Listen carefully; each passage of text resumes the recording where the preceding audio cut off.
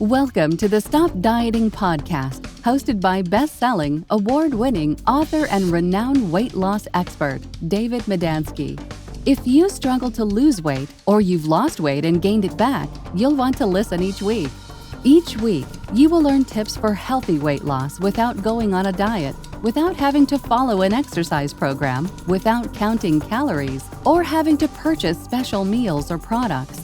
The Stop Dieting podcast is more than just about healthy and sustainable weight loss. You will also learn how you can have more energy, feel better, get rid of brain fog, and improve your overall health. Stay tuned for another informative and insightful episode.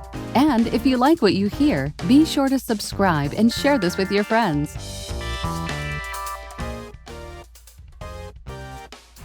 Hi, this is David Medansky. Welcome to another episode of Stop Dieting podcast.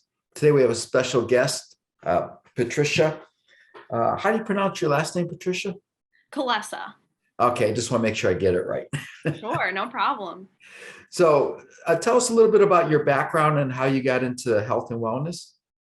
Yeah, absolutely. So I grew up in a pretty health-oriented family where I was doing sports growing up, and my dad was a stay-at-home dad and did a lot of home-cooked meals. So I knew I wanted to work in healthcare, and especially because that's centered around helping other people. So I settled on nutrition in college because I felt that there were so many opportunities, especially in the world of nutrition and dietetics, which eventually led me to become a dietitian. So I did the undergraduate requirements. I went through the necessary internship in order to apply for registration, took my exam, and in 2020, I became a dietitian and have since then worked in both inpatient and the outpatient settings. Some of my experiences are with athletes, weight loss surgery, weight management, cardiovascular disease, diabetes.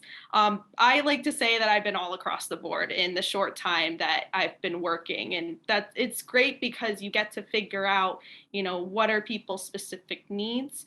And, since in the past year, I've been on social media a lot more, and my ultimate goal is to work with working women like myself and help them find a nutrition plan that's not only evidence-based, but also that's tailored best to them without the added stresses of dieting and weight loss that you talk about on your show.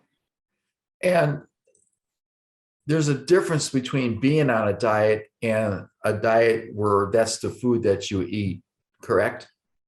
Absolutely. I always say I wish dietitians could be called like food doctors, because more often than not, we're not prescribing actual diets as dietitians, because a lot of it is restricting food groups, and it's very short term that people are on these diets. And we, as dietitians, we see that the majority of people that follow diets either gain the weight back or gain more weight than they previously were before they started the diet. That's because most diets are temporary, extreme, hard to stick with, and a lot of them are potentially dangerous, correct? Absolutely. It's very unfortunate that there are so many right now that exist, and we're taught all of these different things, and as especially in the United States, we want something quick. We want a short-term, answer to what we're doing.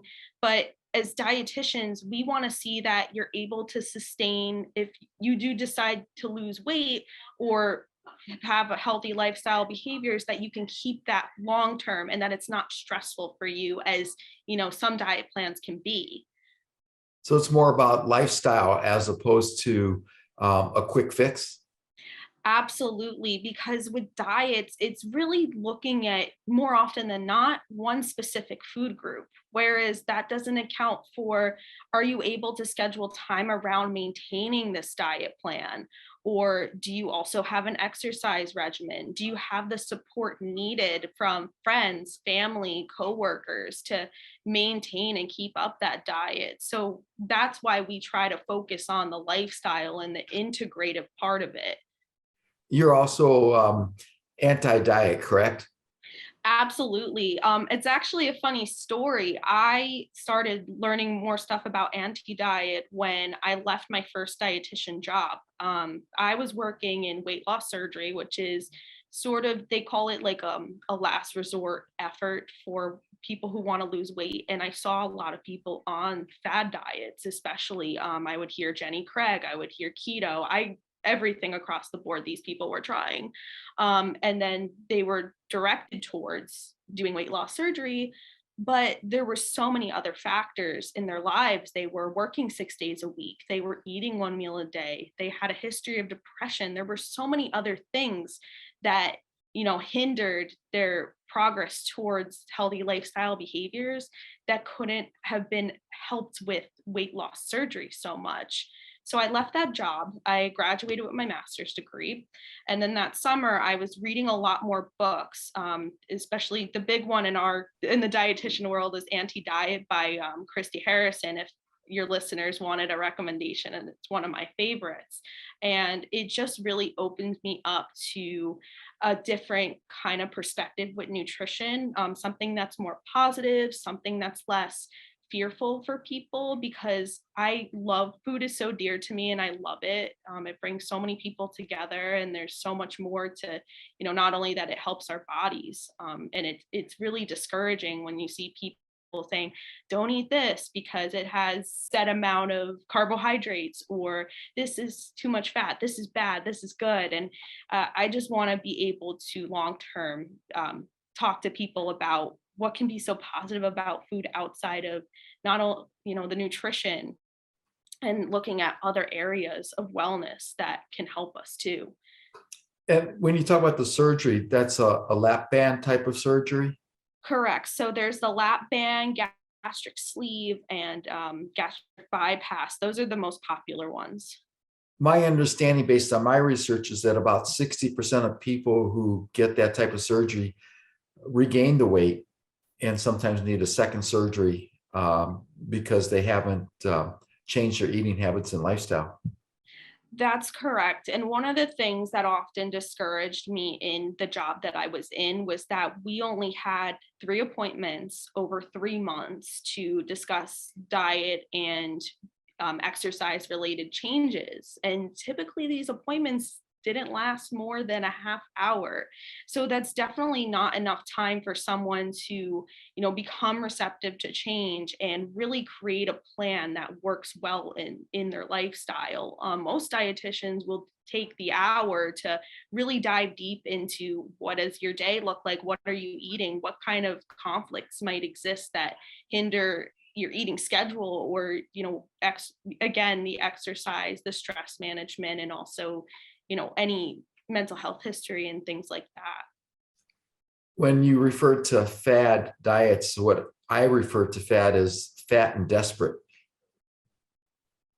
with the Jenny Craig. and that's what upsets me a lot with the national brands, is that they do their commercials where they promise you to lose 10, 15, 20, 30 pounds your first month. And to me, that's unhealthy, nor is it sustainable. And what I usually tell people is, look, you didn't gain your weight overnight or over a month. Why would you expect to lose it all overnight or over a month or two? What's your feelings on that? Yeah, absolutely. A typical recommendation for us, if someone is qualified and wants to lose weight, is probably about 8 to 10 pounds a month, roughly. That's a realistic, moderate way we see weight loss. But something like over that can definitely hinder a lot, because more often than not, if they're losing weight that quickly, that means that they're cutting a lot of foods out of their diet. They're making huge changes that could hinder their body very quickly. And it becomes stressful for people to throw all of these behavior changes, into their day, and have that, I need to lose weight, I need to do this. And it puts a lot of pressure on the person to do that. So I'm not, fully in agreement. I agree that people, if they want to lose weight, that they can, but they need to do it in a way that's manageable and sustainable long term. Yeah, usually what I do is I ask people, would you like to weigh 24 to 48 pounds lighter by this time next year? And most people who need to lose weight will say, of course. So I asked them, can you lose, 3-4 pounds a month. And most people could say, yeah, that's doable. Not a week, that's a month. And if you do that on average, lose 2, 3, 4 pounds a month for 12 months. Because as you know, some months you'll lose more weight, some months you won't lose any weight. Depends on how your body plateaus. However, after a year, you'll be 24 to 48 pounds lighter. And that's the thing, is most people are impatient. They want to see instant results.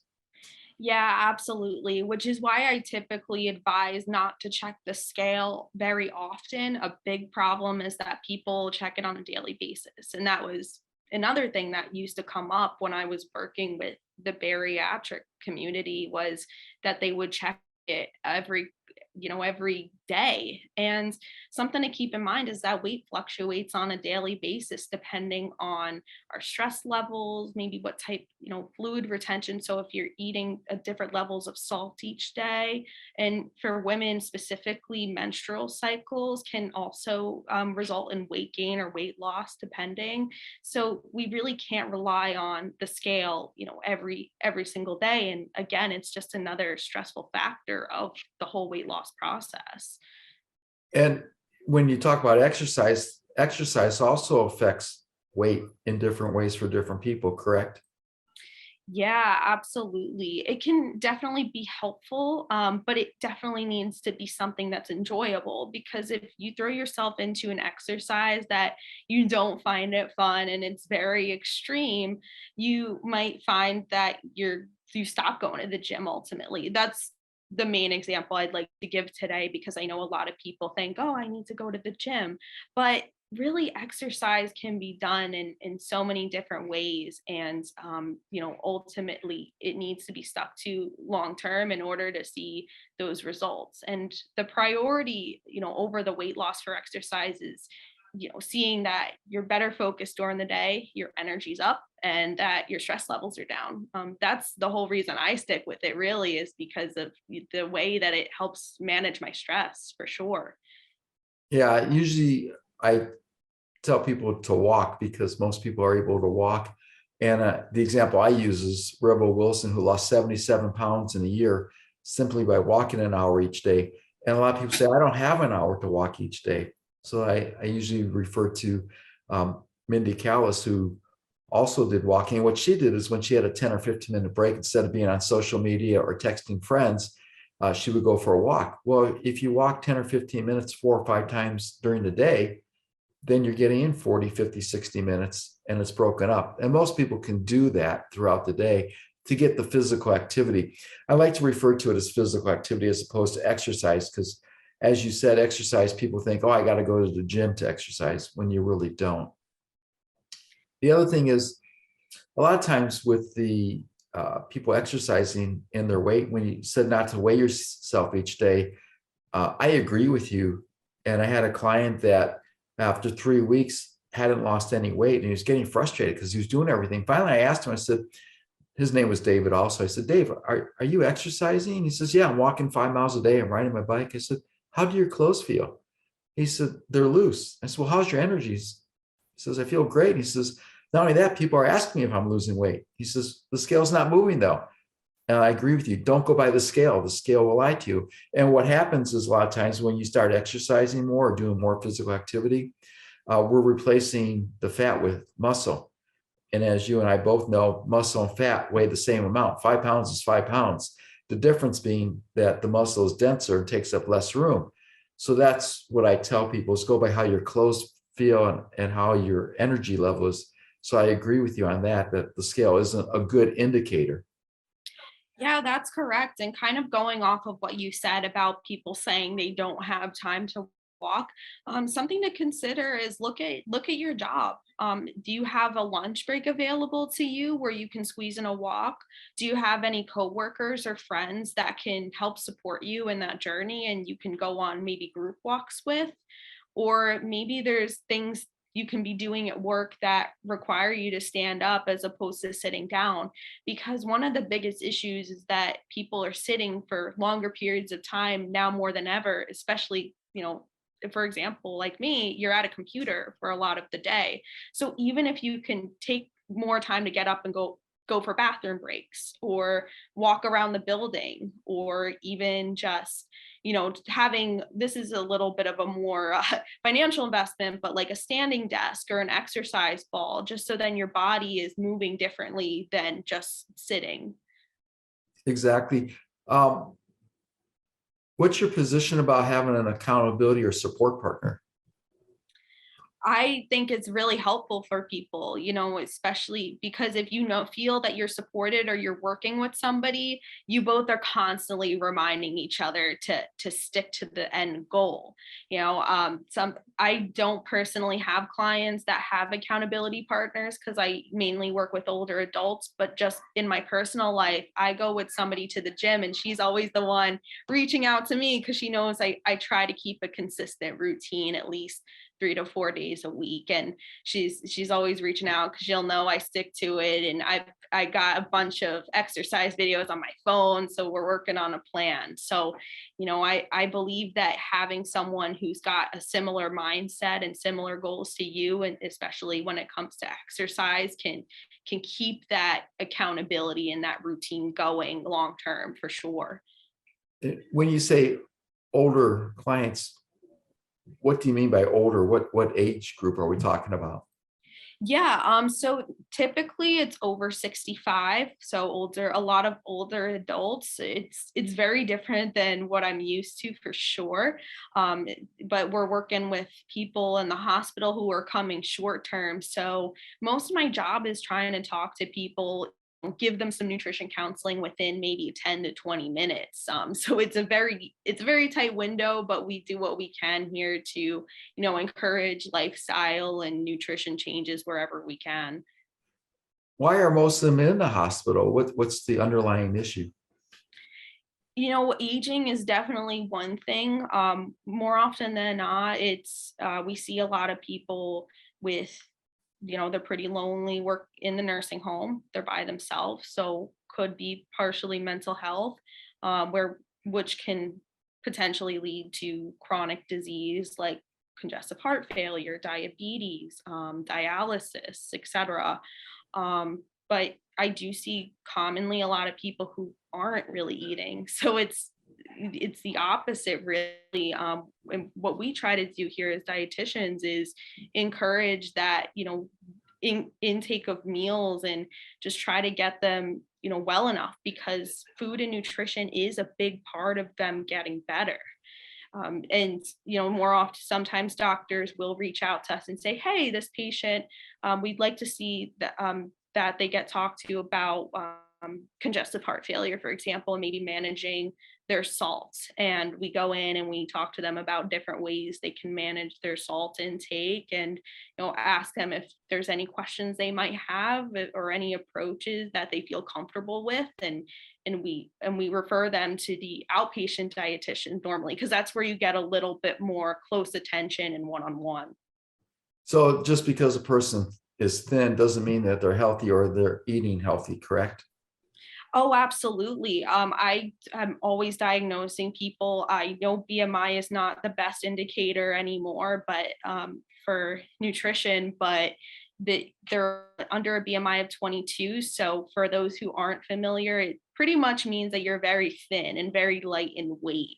I often see that they're more malnourished than anything because they're not really eating at all and they're losing a ton of weight really fast.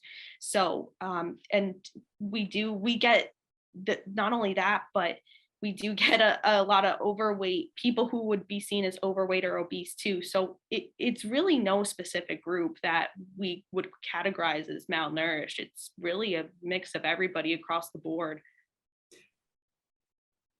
In your opinion, what is the number one issue with most people in their dietary intake? I have my opinion. I just want to hear what you think is the number one issue. Oh man, that's a tough one. I'm gonna say probably protein is a big one. Protein, if we're talking about macronutrients, especially, there isn't, most of us do meet our protein needs, but getting a variety of protein in our diet is one of the bigger issues that I see, because our main sources. Chicken, meat are the top two, but we don't commonly see other sources of protein like chickpeas, beans, tofu, tempeh, salmon, stuff like that. But if I were to kind of move over to like our micronutrients, I think potassium and vitamin D are the ones that kind of are short. And it's definitely not a surprise because especially with vitamin D, we're not outside the way we used to be, especially with the pandemic. And now that it's getting colder out on the East Coast, we're not getting, the majority of where our vitamin D comes from to begin with. So it's really trying to add that nutrition in and see who needs supplements too. That's another thing for sure. See, my take is the number one issue is drinking enough pure water, because our bodies are 60 to 70% water, not soda or diet soda or fruit juice or fruit flavored beverages. And there's a direct correlation with people being overweight because 75% of the US adult population is chronically dehydrated. And 72% of the US adult population is overweight, of which 42% are clinically obese. So there is a direct correlation, because a lot of times when we think we're hungry, we're actually thirsty. So Yeah. that's usually where I start with is for people to look at water. But I like the protein, especially because there's different types of protein, and some protein is used for healthy weight, and some protein is used for building muscle for bodybuilders. So people need to get educated about the different types of protein that's available and what they should be using. Also, when you talk about the potassium, I notice also when people think that they're deficient in potassium, sometimes it's also magnesium they're deficient. How do you find that? Yes, yeah, absolutely agree. The magnesium I don't hear about so much recently, but definitely with our older adults here is we commonly see when they're not eating is the potassium, the magnesium, and the phosphorus labs are all a little bit wacky. But in terms of the average person, I don't have personal experience with the magnesium levels being much different. Okay, I appreciate that. And I appreciate you referring to people over 65 as older as opposed to old, because I'm 67. So when people refer to me as old, I get a little bit insulted.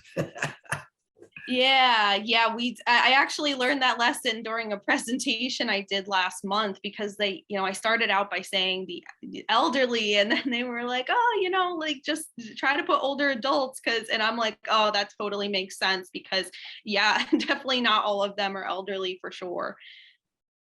Definitely, yeah. What other suggestions or advice do you have for the audience? Sure. One of my biggest things is, starting simple. Start with a few simple changes that you can make.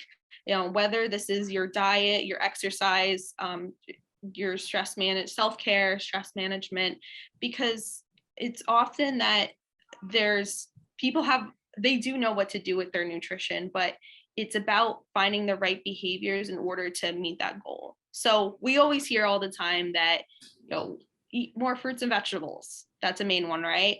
But look at different ways that you can make fruits and vegetables more appetizing in your meals. Maybe look at how you can prepare them, or maybe find a way that they can be more affordable. So buying or last longer. So buying frozen instead of fresh, because they're just as nutritious. Or maybe finding vegetables that are easy to incorporate during the day, like carrots, baby carrots, and having it as a snack with hummus in the afternoon, so you can just grab it and go. That's definitely, I always say, like, if it can be kept small, then it'll be more of a long lasting impact. And one other thing I would say is, now that we went over exercise today, is again finding that exercise that you enjoy, that you genuinely have fun with, and that you're able to do, not just because it burns a certain amount of calories, or it is something that people say, oh, you gain muscle or lose weight with, because all forms of exercise are just as beneficial. And the only way that you're going to be able to keep up that exercise is finding something that makes you feel good. That's great advice. What do you find is the biggest challenge for most people in eating healthy? Because as you mentioned, we all know what to do to eat healthy. We just don't do it. I think it's really the messaging that we're getting often, because we're always told, oh, like as I mentioned a little bit earlier, that this food is good and this food is bad. So we're often cutting out foods that do have helpful properties, but we're told that they're not good for, there's one aspect that's not good for us. So I'm going to give carbohydrates as an example, because we're always told that there's bad carbohydrates for us, right? I like to see it as there's good carbohydrates and that there's better carbohydrates. So like carbohydrates, for example, the big thing about them is that they're the main energy source of the brain. So when we cut out some of the simple carbohydrates, we lose some of that energy that we're getting to focus during the day and that we feel tired. So my best advice is having a balance between foods and being able to enjoy different types of foods that people say aren't recommended or forbidden, like ice cream, for example, like being able to take that time, because it's just as healthy to have special moments with food as well in your healthy eating plan. Oh, I agree with you 100% that there's a big difference between a simple carbohydrate and a complex carbohydrate. And I'm not a food purist myself, so I agree with you. I mean, I enjoy a scoop of ice cream every once in a while, or a piece of chocolate cake or pumpkin pie or pecan pie. I just made sure that I eat a smaller portion than what I used to do when I was fat. And that's the difference. So I don't tell people you have to give up something completely. Now, for me personally, I don't touch M&Ms or Pringles potato chips or Hershey bars or Snickers bars, because it's an addiction for me. If I start, it's like an alcoholic with a drink. I'm not able to stop. So for me, I made that decision that is something that is forbidden. However, there are other things that I enjoy, like you said, ice cream or the chocolate cake, or a piece of candy that's not a Hershey bar or an M&M. So I agree with you on that.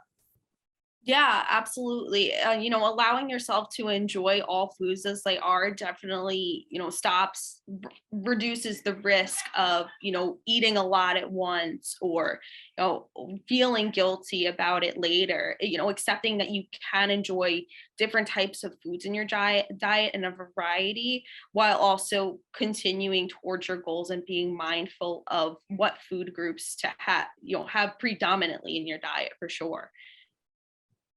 As a dietitian, do you work with a person's mindset as well?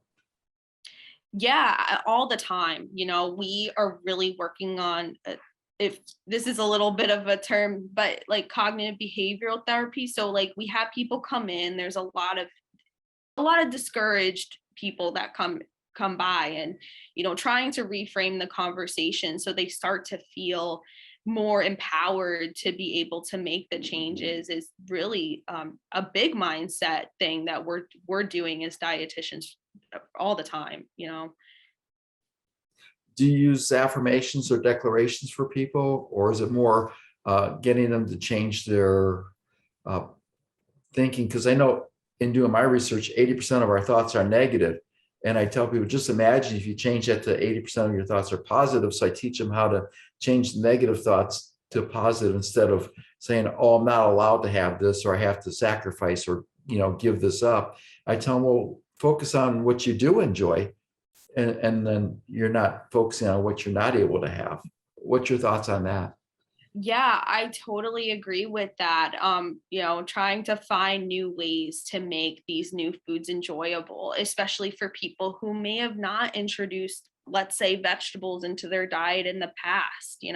Maybe one of my biggest things that makes me feel really great about what I do is offering new suggestions and ideas for people to for fun ways for people to incorporate nutrition. So like something that often comes up, we talked about water today, so I'm going to bring up that example. One of the big suggestions we make as dietitians is to flavor your water to make it more appealing and more fun so you can stay more hydrated. So for somebody who isn't familiar with that, they might be like, oh, like I had no idea. And that can get them excited to make this nutrition change and to stick with it, because there's a new idea and a new mindset there, and a new, like you said, a new way of thinking. Oh, that's a great suggestion. I know I recommend people who tell me, oh, I don't like water because it's too plain or doesn't taste good. I usually tell them to put in some, oranges or watermelon or cucumber, because when we go to resorts, a lot of times they have the big jugs of water with the fruits and berries in there. It's like, well, if you're going to treat yourself at a resort on vacation, why don't you just do it every day? Oh yeah, that's a really good point. Absolutely. And going off of that, another big thing for our people listening on the East Coast as it's getting colder, make yourself some tea. It's just as hydrating, and it can be a good way to unwind and sort of like a comfort at night, especially hot tea for sure. Yeah, I agree with you on that. Totally. You work with individuals privately too?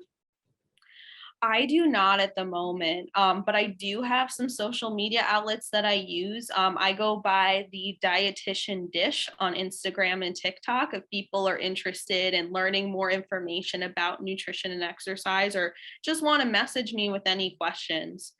Okay, so give that, we'll put it also in the show notes, but give that information so people can reach out to you if they have questions or want information that will help them. How can they reach you again?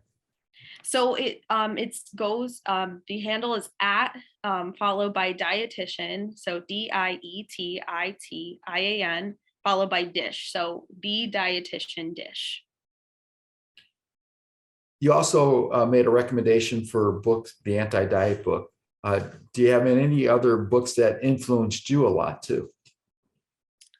Yeah, definitely. There was one, and I'm gonna have you put it in the show notes because I've been reading so many different ones. A lot of anti-diet books, and if you go in the back of anti-diet, there's a long list of all of these different book recommendations that the author had, and so I was kind of going off of that for quite some time because I loved the book, and then I went on to read the ones that she suggested. I just can't think of the titles for the life of me right now. Okay, yeah, send them to me and I'll put them in the show notes for everybody. Sure. Well, this has been fascinating. Thank you so much, Patricia, for taking time to be a guest and share your knowledge and wisdom with us. Is there any last message you'd like to give to the audience? Yeah, definitely. One of my best, I always recommend that if you're looking to have someone watch your nutrition and you want more individualized counseling, I always recommend working with a doctor and a registered dietitian to create a plan that works best for you and your wants and your needs, because there's so many of us now, and you can do it online, in person, however you like. So I always push for that where I can. Terrific. Thank you so much. I appreciate you being a guest today. No problem. Thanks for having me. Thanks for listening to the Stop Dieting podcast. Remember to like and subscribe so you won't miss a single episode to get more healthy eating and lifestyle tips. Motivate and inspire others to be healthy by sharing with your friends.